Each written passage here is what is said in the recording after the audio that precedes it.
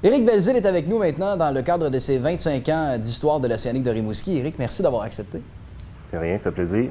Parlons maintenant de ces 25 ans parce que tu en as fait partie lors des 2 premières saisons, entre autres, de 95 à 97, tu portais l'uniforme de l'Océanique. Bon, pas est-ce que c'est faisable pour toi de retourner dans ces souvenirs-là, je suis convaincu que tu en as encore plusieurs, mais tu me parlais hors d'onde, là, justement, avant qu'on enregistre. Tu n'as pas commencé ta carrière junior, toi, ici à Rimouski, tu as commencé à Shawinigan, c'est ça? Bien, en fait, j'ai été repêché à Shawinigan. J'ai fait le camp d'entraînement, puis après le camp d'entraînement, ils m'ont libéré. J'ai pas fait l'équipe cette année-là, c'est eux qui m'ont libéré. Je me suis emmené ici à Rimouski jouer midget 2B. Puis de fil en aiguille, Doris il était à Shawinigan dans ce temps-là, Doris Labonté. Fait que dans l'été, avec l'Océanique est arrivé, on s'est parlé, puis de fil en aiguille, j'ai été invité au camp, j'ai fait ma place, j'ai été retranché de Bernier, ma souvenance, là, dans les derniers en tout cas. J'étais allé jouer à Trois-Pistoles senior, puis j'ai été rappelé pour remplacer des parties avant le Noël, la première année, puis après ça, je suis resté avec l'Océanique un an et demi. Tu vois, la vie fait bien les choses. Hein? Une équipe qui t'a repêché, ont décidé pour quelconque raison de ne pas te garder, mais l'Océanique arrivait cette année-là, donc Doris est venu te chercher. T'es-tu déjà pincé en te disant, Colin, c'est arrivé? C'était pour moi, cette situation-là? Effectivement, tout a bien à donner, tout a tombé en place au bon moment pour moi. Puis jouer dans la région, c'est sûr, devant mes parents, mes amis, c'est quelque chose qui était extraordinaire. On va parler de toi comme étant quelqu'un qui était robuste en tant que joueur de hockey, que c'était dur de passer quand on était proche d'Éric Belzile, voire même qu'on lançait le puck, mais on ne voulait pas trop s'avancer. Toi, c'était-tu le genre de jeu que tu voulais apporter? Tu me parlais troisième trio par moment, donc tu te devais de jouer un peu plus robuste. Là. Bien, effectivement, c'était dans mon jeu d'être robuste. Je n'étais pas un bagarreur, sauf que j'aimais ça aller dans un coin, sortir la rondelle, j'aimais ça, jeu physique. J'aimais ça que ça brasse un peu, là, pour pas juste faire du patinage. J'aimais ça à côté, c'est le bord de la bande. T'avais-tu quelqu'un, là, il n'y a personne qui verra ça, y avait-tu quelqu'un que tu aimais un peu moins, puis tu, justement, avais plus de fun à aller plaquer ou à aller jouer robuste dans le coin de la patinoire? Ah, je dirais pas vraiment. J'avais pas vraiment, au travers de la ligue, là... Les joueurs de Shawi? Ouais. Non, pas vraiment. Je sais que j'ai eu quelques contacts avec Gordon Dwyer à Beauport dans le temps, okay. Puis avec Jean-Pierre Dumont aussi à Val-d'Or. C'était des gars qui étaient solides, puis c'était le fun de se frotter à eux autres. Là. Je vous dirais pas que ça faisait pas tout le temps du bien, ça faisait mal des fois, mais ça faisait partie de la game. C'est quoi ton plus beau souvenir là, dans l'uniforme de l'Océanique? Bien, effectivement, pour moi, vu que j'étais dans ma région, c'est la première fois que j'ai mis les pieds je vous dirais, dans le réchauffement. On arrivait ici dans le réchauffement, tout le tour des baies vitrées, c'était plein de gens. Puis là, en plus, moi, c'était plein de gens que je connaissais. Ça fait que c'était vraiment spécial. C'était-tu une pression supplémentaire ou tu savais gérer ça comme il fallait? Non, je pense pas que c'était une pression supplémentaire. C'était une pression qui donnait le goût d'être là, puis le goût de jouer, puis le goût d'essayer de performer le plus possible avec le temps de glace qu'on avait à ce moment-là. Puis ça fait partie de la game, puis non, c'était vraiment le fun. Te rappelles-tu la première fois, quand tu as mis les patins, comment tu te sentais? Étais-tu nerveux? Est-ce que tu tremblais? Est-ce que t'as-tu failli retourner de bord, faire comme non, je veux retourner à Shawinigan? Non, c'est la première fois, comme je te disais tantôt, c'est mettre les pieds, les patins sur la glace. Puis tu vois tout le monde qui est autour, puis c'est sûr que c'est impressionnant. Là. Le premier warm-up, je te dirais que j'ai suivi le groupe. Là. Je savais comme pas trop ce que je faisais. Là. J'ai suivi ce qui se passait. J'étais comme moins concentré, si on peut dire, parce que là, je voyais l'ampleur de la situation, les gens dans les estrades, tout ça. Et c'est quelque chose. Non, c'est des beaux sentiments.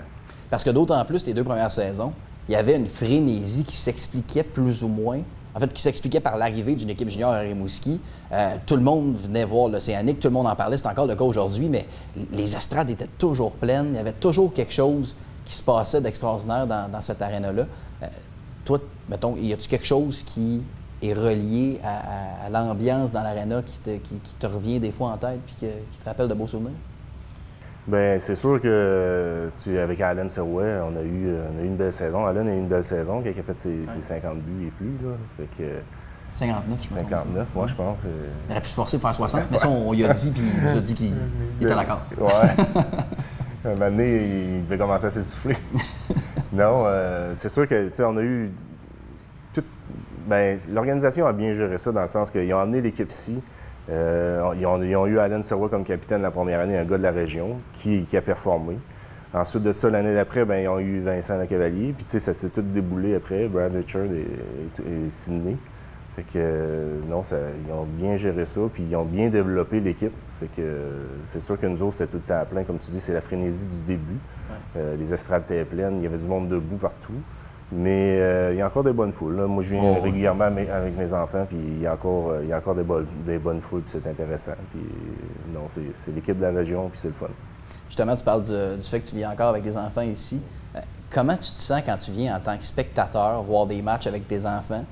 Puis probablement qu'eux le savent maintenant que tu as joué puis que tu étais ces personnes-là qu'on voit maintenant évoluer sur la patinoire. Là. Comment ça se passe dans ta tête? Là? Des fois, tu te dis, j'aimerais ça. Puis encore plus, toi, mettons, tu vois un jeu puis tu te dis, moi, j'aurais fait ça différemment parce que tu le sais qu'en plus, toi, tu as évolué puis tu as fait ce jeu-là. Tu sais. Bien, c'est sûr que tu analyses le jeu.